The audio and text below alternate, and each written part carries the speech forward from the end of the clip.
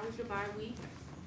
It was great. Did you Family play? pictures. Family pictures. Okay. Yeah. Christmas. Huh? Cam usually. Correct. Trying to orchestrate 7 children, as you would imagine. Sheesh. Yeah. Matt indicated you also spent part of it here, continuing with learning the offense. Yes, sir. How'd that go, and was that with Joe and Sean?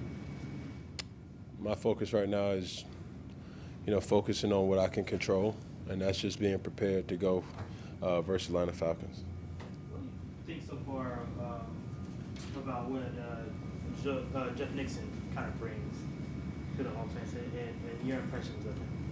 I mean, he has adequate a resume. Obviously being a signal caller to some capacity. So, I mean, this is the NFL. It's a production-based league, and I know he wouldn't have this opportunity if he did not know what he was doing. So, it's just our job as players to go out and execute the best of our ability, and just to trust the plan. And I am a firm believer that harmony is the key, and doing our job and holding up our end of the bargain is going to be the main thing coming. It doesn't matter all the play calling in the world, the best player in the world still doesn't affect the things that we can control, and that's just the penalties. And that's what it's going to come down to: focus each and every play, not shooting ourselves in the foot, staying on schedule and pace as an offense, and just playing a collective group of football in all 3 phases. And you came in behind having to kind of try to catch up and learn the offense. What kind of added challenge is this switching play callers, if at all? It's the NFL. It's a production-based league. Get the job done, and everything will be good. Cam, you say focus on what you can control. What have you personally not been able to execute in this offense? Where do you think you can improve now following the bye week? Just winning. What's that take to winning these games? I mean, Coach talked about Just play better. I mean, it's a very broad question, and I'm giving you a broad answer. Just play better. Turning the ball over, protecting the football, no self-inflicted, situations, getting in and out of the huddle as best as possible so you can get all the indicators, and that's pretty much it. So, I mean, that's from where I sit in my vantage point of the game, and I have full faith that the other 10 guys that will be out there to do the same thing. As a black quarterback that has crossed the barriers in this league, and seeing Jeff get the opportunities, I mean, only one other guy in the NFL, black, calling plays in the NFL on Sunday. So, can you put that in perspective for you and what that means? Oh yeah, it's a great feel-good story. But once again, this is the NFL. This is a production-based league, and I don't know even need to say anything else other than that. Am I excited for the opportunity? Yes. Am I also disappointed about the opportunity that, obviously, Joe, who was here prior to? Absolutely, because do I think I had something to do with it? The competitor in me, absolutely, yes. Because the truth of the matter is you don't lose your job because of success. But where I'm at now is doing what I can control to make sure that I have a job too. Yeah, let's just be honest. So I'm kind of getting, I just don't want to assume, but I'm kind of getting that you felt some responsibility or that you were kind of hurt when you heard that Joe. I mean, right now it's not the time and the place to have these type of conversations, being that the bigger fish in the pond is the Atlanta Falcons. And, that's where my head's at right now. Can I ask you, Jeff said he met you at the Combine. I don't know if he brought this, I think he said he didn't bring the story up to you, but he said he met you at the Combine once. Do you recall meeting him?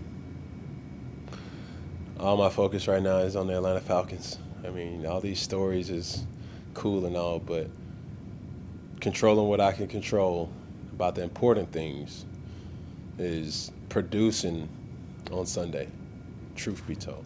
Speaking of the Atlanta Falcons, there seems to have been somewhat of a roller coaster. So you had the Arizona game, and then after that, your first start since 2019 against Washington. Then the Dolphins game, which was kind of rough, and then the bye. Do you feel like now heading into Atlanta, things have kind of leveled out, and you're able maybe to focus on Baltimore? I mean, there's no perfect scenario, in life, let alone this league. So I knew what I was getting into day one. We just have to put a better brand of football out there, offensively, personally. And the last time we had an opportunity to do that, I didn't per se do that, and I take responsibility in that. But as someone once told me, playing a divisional game, it counts for two. So this is a must win for us for more reasons than one. And this is not desperation football by no means. This is playing the game that we feel that we have to compete early. We have to strike early because it's more or less about respect than anything else. And I think you got a lot of competitors in that locker room that's ready to rock and roll on Sunday. So y'all are playing for respect at this point, and not even looking past like playoffs or anything like that. Hey, can we please stop mentioning that word? I'm trying to get a win. Hell, I'm 0-2. All right, I'll be lying to somebody to be like talking about playoff football, bro. The important thing for me, bro, is, and no disrespect to your question, it's just like, yeah, we know what the grand scheme of things is, but the reality is like I'm 0-2. Like the feel good story of Cam coming back, like, and I said this then, and I'm gonna say it now. This ain't no Cinderella. Like, I'm here to win football games, right? So all the feel-good stories about how we met and this, that, and the third, like, bruh, who got cut, who got released, man, I'm here to win. And when we win, everybody else gets promotions. And when you don't, a lot of people going to get cut along the way. So that's just the harsh reality of the league that we play in. But I'm not telling you nothing that you don't know. I just want the message of this to be, I'm focused all on Atlanta. Kim, the Heisman finalists are out now, and as a former Heisman winner, what do you think about the list, and where do you keep your Heisman trophy now? It's where it needs it to be. You know what I'm saying? We got a lot of viewers watching this right now. And from past situations, I realized that a lot of people put themselves in situations because they talk too much. Wise man once told me even a fish would have been alive if he would have kept his mouth shut.